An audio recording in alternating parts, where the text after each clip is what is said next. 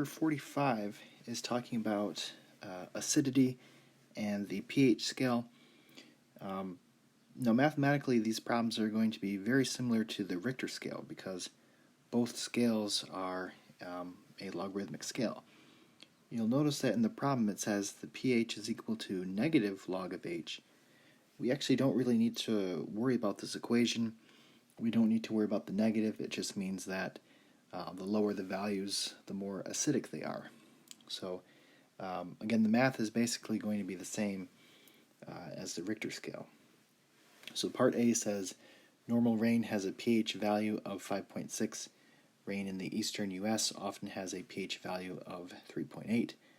How much more acidic is this than normal rain? So if I take my values on the pH scale and subtract them,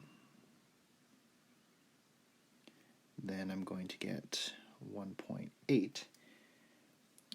So just like with the Richter scale, this is going to be 10 to the 1.8, which if you calculate that, that's going to be 63.10.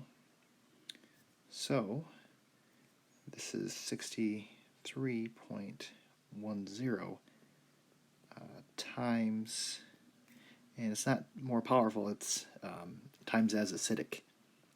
So it's more acidic.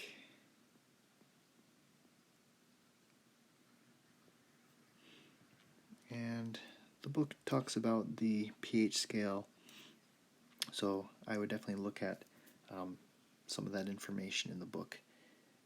For part B, it says if the pH of water in a lake falls below a value of 5, fish often fail to reproduce. How much more acidic is this than normal water with a pH of 5.6? So I want to take my 5.6 and subtract 5 to get 0.6.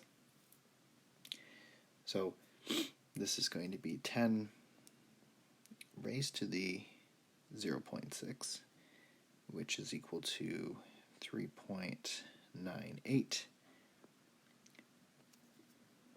So this is 3.98 times as acidic.